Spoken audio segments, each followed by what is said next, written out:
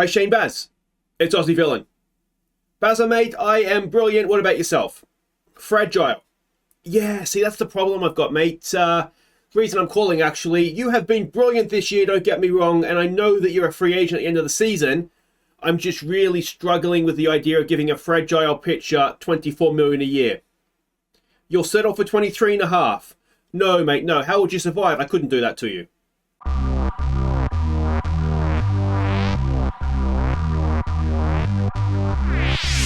Hi guys, I'm Aussie Villain and welcome back to Detroit. It is Season 10, Episode 3 today. We are going to be facing the Minnesota Twins and we have a big decision to make on Shane Baz. He has been absolutely brilliant this season. Now, he is a free agent into this year. He is fragile. You maybe can't see that behind my head, and we know that we missed him most of last season when we traded for him with a serious injury, but he's come back brilliantly. And now if we go and have a look at his contract, I did try to offer him. I don't know if he's still going to be annoyed at me. He is.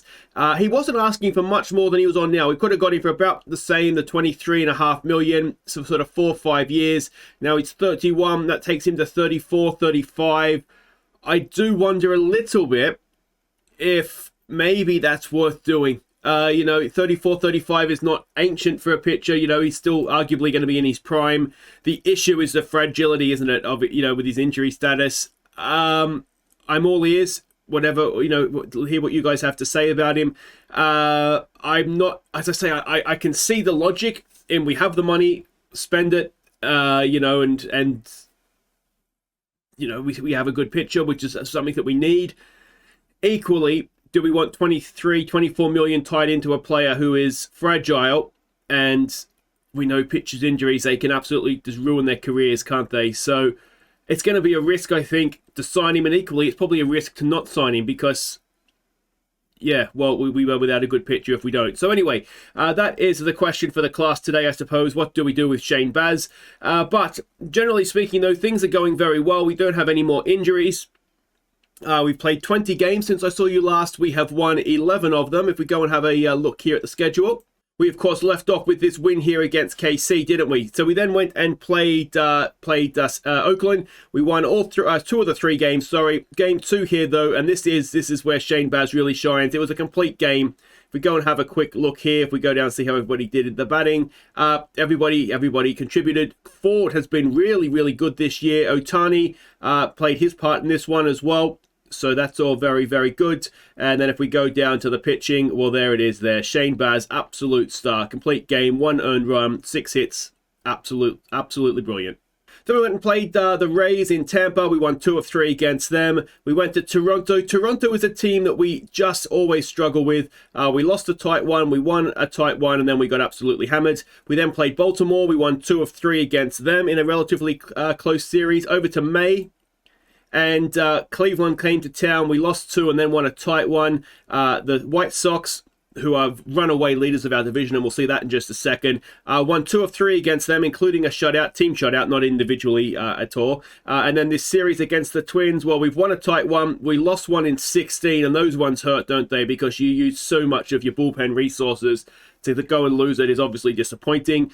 But we have that deciding game 3 of the series today, and hopefully we're going to get a good result. Now, if we do go and check the standings, we can see we are currently 3 games back of the White Sox, tied with Cleveland, and 3 games ahead of Minnesota. So that is a solid position for us to be in. We were terrible this time last year, so if we can have that good, strong finish to the year again, then we could be absolutely flying. Annoyingly, Vlad Jr. and the Indianapolis Colts, that's not this sport, is it? And the Indianapolis Knights are absolutely flying, so annoyingly we don't have Vlad Jr.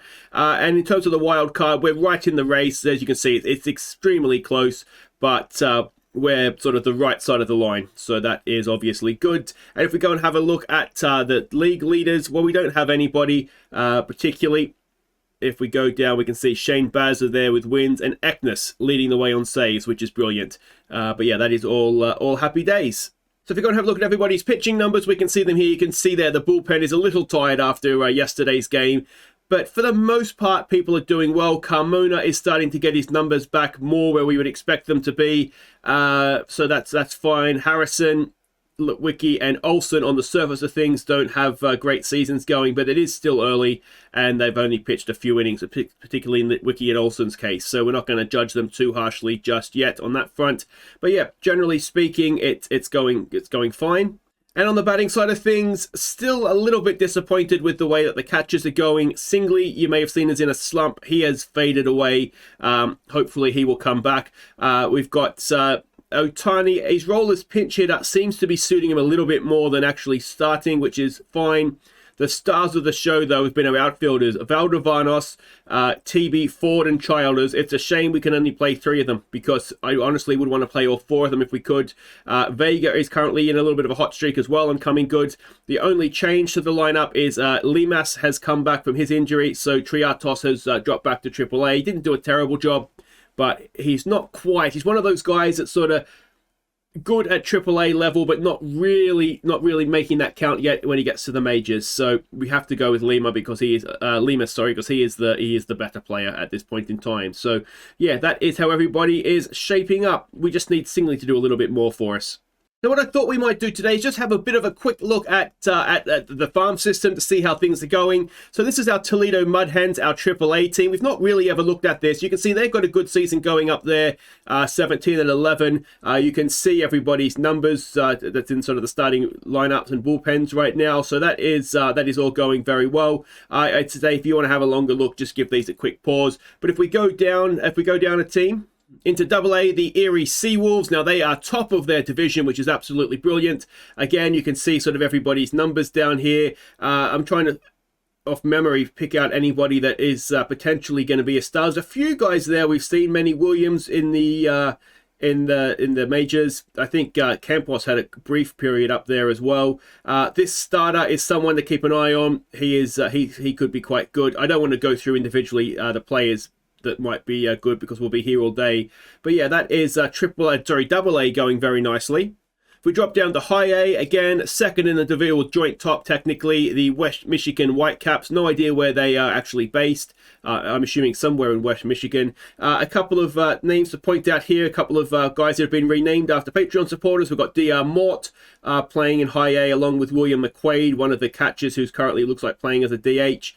So yeah, those guys, hopefully we'll see them sooner rather than later moving up in the scheme of things. Ryan Dennison, who we've seen in the majors, sort of down here in high A, he's just not quite having the career you were hoping he would have. But yeah, they're doing quite well. If we go down to A-ball, and the Lakeland Flying Tigers are absolutely flying, flying by name, flying by nature. Look at that, 800 they are playing so far this season. And again, you can see everybody's numbers there. If you want a little bit more information on any of these guys, if you go on the Discord, I can try and screenshot some certain things for you. So yeah, just maybe do that, and I'll do my best to sort of do that. But yeah, there we go. There, Mike Gladstone is our Australian catcher who at some point will be playing Major League Baseball. But yeah, so there we go. That's everybody there. If we go down another tier, we're down into rookie ball now. Now, this is the Tigers East rookie. I don't understand the way that the rookie thing kind of works, to be honest. But you can see the Tigers East and West are both first and second in their division. So that is very, very nicely done indeed. So yeah, so that's East. And if we go down to the West, we can see there. Yeah, I mean, they have some very good pitchers. Dixon is quite good. These guys are all young. I should say high potential rather than good, because they may not quite pan out for us as hoped. If we go down another division into the Dominican, I think this is, the San Pedro de Marios division. You can see there we haven't yet started, so there's no much point doing that. And if we go down to Dominican Rookie League 2, again, I suspect, yeah, we haven't started yet, so not much point looking at this. But yeah, the farm system is doing quite well. And if we go and have a look at sort of individual players here, we can see we do have a lot of potential. With the exception of Bernal, no one is really, and maybe Vinny Sanchez, who's injured for a week, so that's okay. No one is really close. This is that pitcher I pointed out in AA. We might look to move him up to AAA. His numbers suggest he's not quite ready to move up to AAA yet. He's not really dominating AA, but the time will come sooner rather than later at 23 that we're going to need to move him up to AAA. But yeah, this guy's not too far away either, the second baseman, actually. He's in AAA right now after moving up from AA last year. So yeah, there is quite a bit of talent coming through, but it is still a little ways away from before we'll see it in the majors. So all that being said, let's go and have a look at the lineups for this game against the Twins. On your feet, Tigers fans, as tonight's starting lineup takes the field. At first base, it's Octavio Mendoza. At second base, welcome back, Jesus Lima. At third base, it's Arul Vera. The shortstop is Edamilson Fernandez. In left field, it's David Valdovino. In center field, it's Chris Ford. In right field, it's Keenan TV. Behind the plate tonight, it's Zion Rose. And tonight's starting pitcher is Copkun Ece. All right, here we go. It's good to be in a position where we've actually got decisions to make in terms of positions too, because that hasn't always been the case. But anyway, Ford will lead us off in centre field. Arul Vera at third base will bat second. Valdovanos in left field will bat third. TV will clean up in right field. Limas, the second baseman, will bat five. Mendoza at first base will bat six. Fernandez, the shortstop, will bat seven. It is Zion Rose, the catcher, batting eight. Ece will be on the mound for us today. He has a 4-4 record going this year, a 3.27 ERA, a whip of 122. We're up against Manny Sandoval for them. He has an 0.5 record, an ERA of pushing 6. A whip of 129 though, so that suggests that he's maybe been a little bit unlucky, but let's hope that O stays for this one. Alright, so welcome to Detroit. Tyler Freeman will lead them off, batting 269 this season. Big apologies that I missed the episode on Monday if you're watching live. I just felt like crap. We just had a weekend that no one really slept, and I woke up Monday morning and I don't know, I just felt like crap. I don't know how else to say it. We've got a fly ball there out into right field. TB is camped underneath it, and that will be one away. We will now go to Acuna to the plate, who's batting 299 this season, a 2-2 pitch. And that is looks like off the handle, and Ece makes the play at first. And the runner will jog back to the dugout shaking his hand, because I can tell you from experience that really hurts. Colas, batting 258, comes to the plate. It is an 0-2 pitch. And it is a strikeout for Ece. And that will do it for the top of the first. Familiar name, Takazawa, is out there in center field for them. I don't recognize too many other former Tigers in their lineup. Ford's going to lead us off, batting 320 this year. And to be honest, keeping Childers out of the team right now, as he grounds at the third base, and that will be one away. In now will come Arul Vera, much better this year, batting 276. He's actually got his 500th hit for Detroit since we last saw him. And that's not going to add to that tally, as he is out at first, and I think we'll be jogging back, shaking his hand as well, because that looked like it hurt. Valdovanos, this is more like it from him this year, batting 301. He has got his 100th career RBI. And he's walked there to extend the innings for TB, who has also got his 100th career RBI since we saw him last. And TB will end the innings with a ground ball to the shortstop. So scoreless through the first. It is Prato coming in for them, batting 216. That's a full count. And Ece gets the ground ball over to Limas to first, and Mendoza will make the play. Bringing in Marte, who is batting 247. It's a 3-1 pitch. And it is a walk. So the Twins have their first base runner of the afternoon. It is Vasquez to the plate, batting 325. And Vasquez into right center field. And TB's got a good arm, but that might score a run. No, they're scared of him. But suddenly, after that double, we have one away, runners at second and third. Patrick Bailey to the plate, who's batting 237. It's an 0-1 pitch.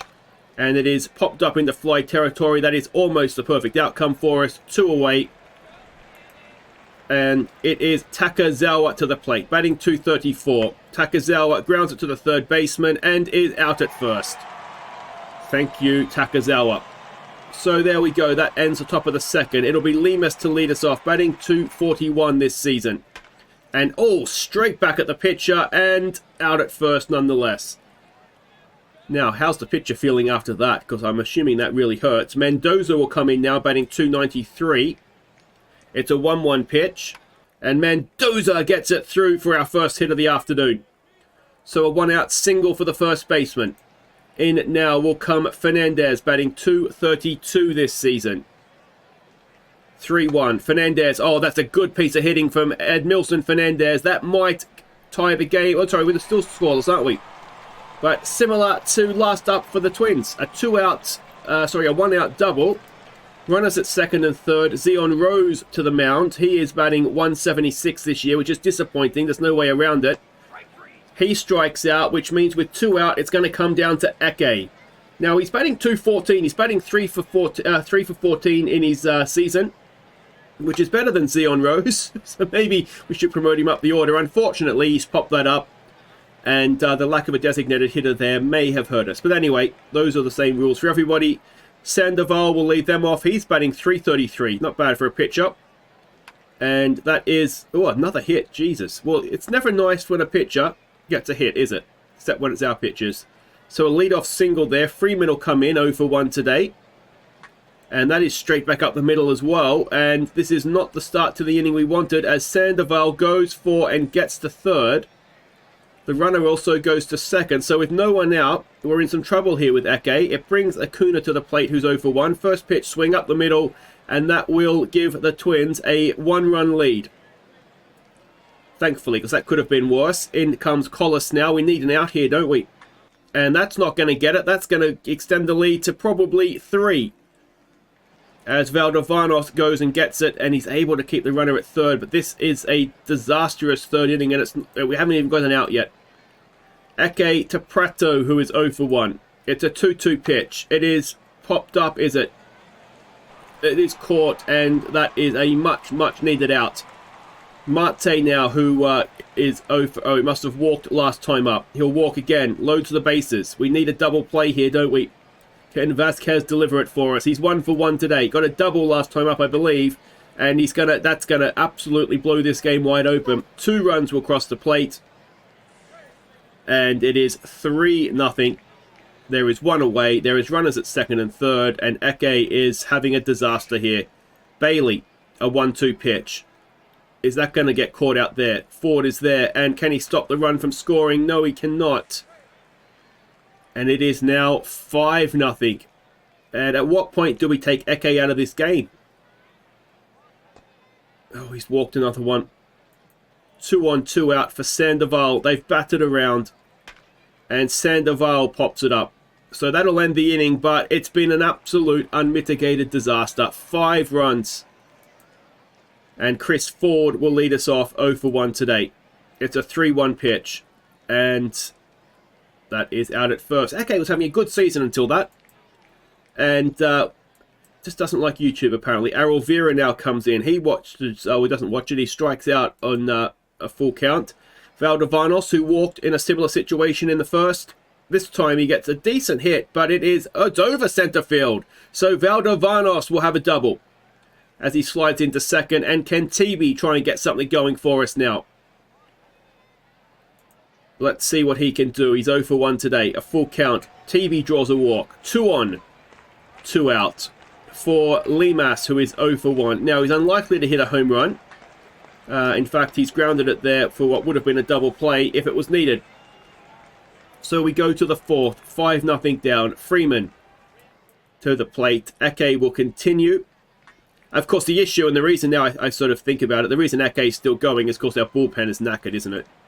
So it kind of makes sense. In a way, we need to almost sacrifice this one because the bullpen just could... if we took him out in that inning, our bullpen wouldn't be able to get us to the end of the game anyway, I don't think. So I kind of get it. Never question the great man, Matty Williams.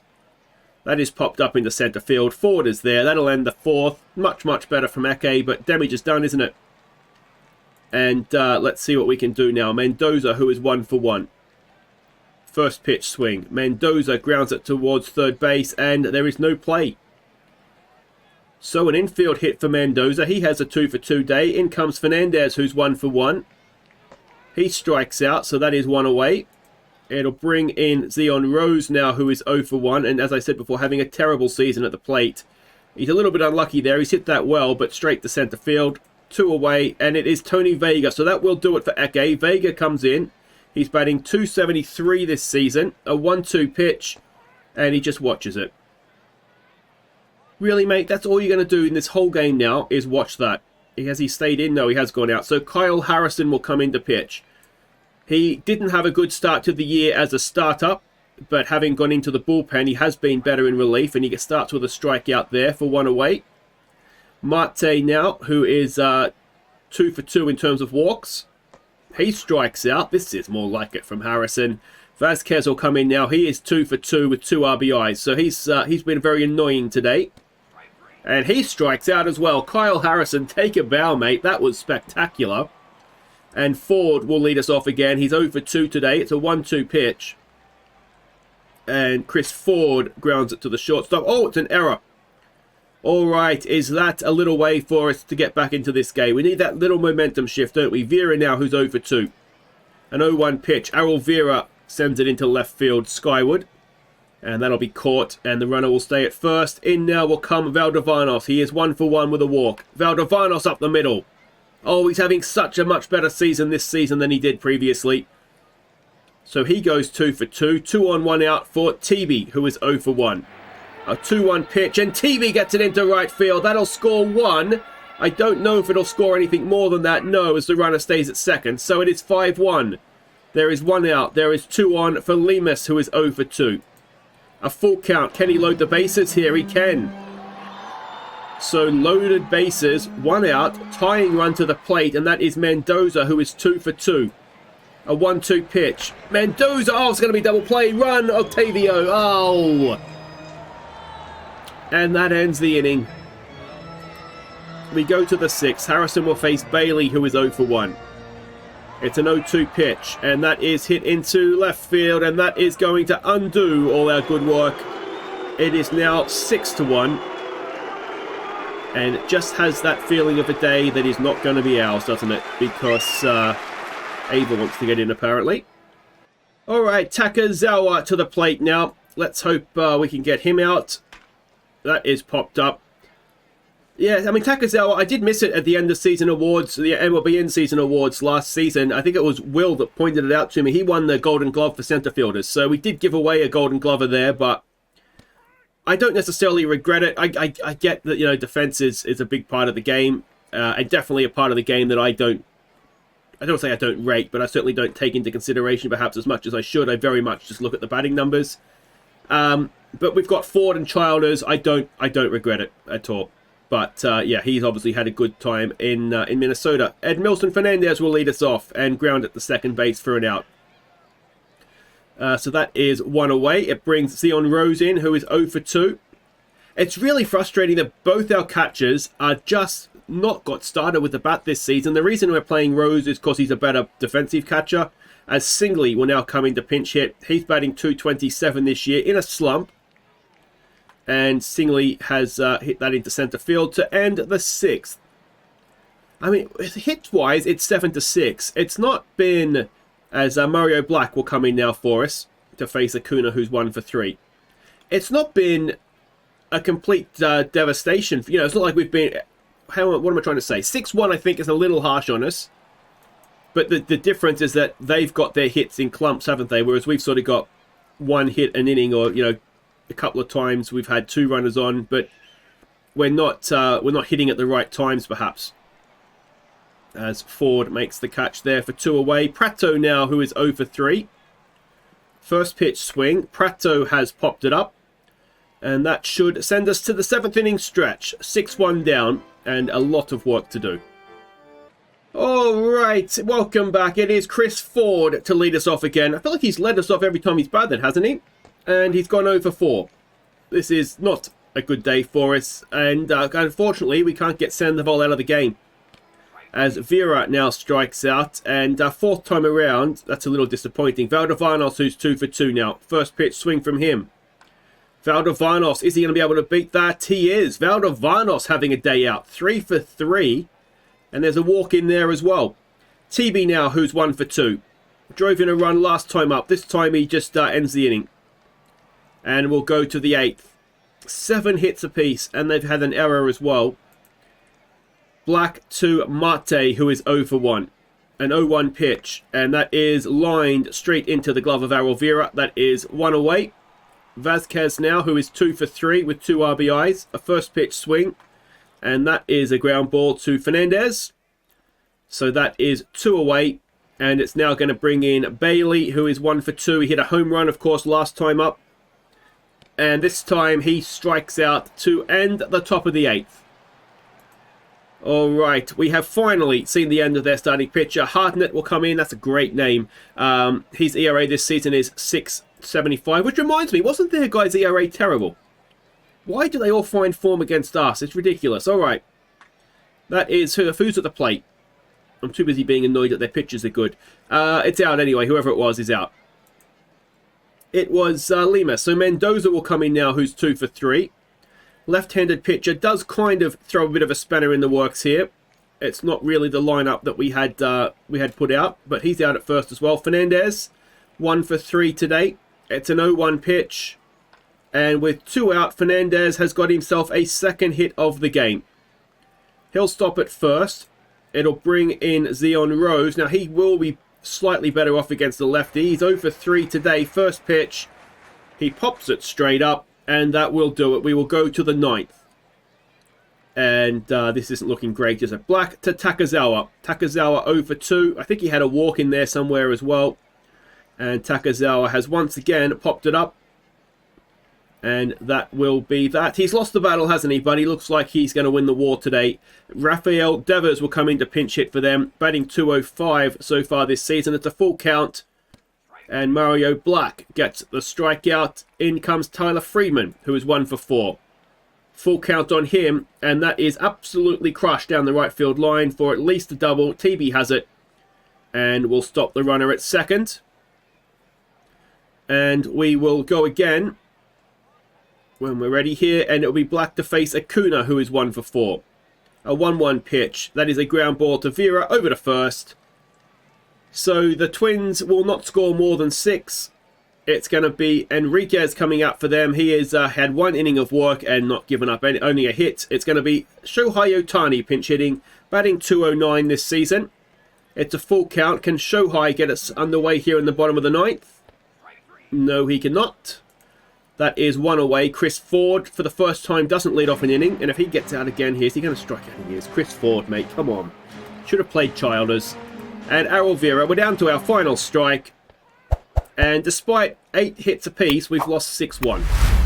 So Edmilson Fernandez, I know that he doesn't look great with the bat. He had a decent day there. But this is him. He's a very, very good defensive shortstop or second baseman. We're playing him at shortstop.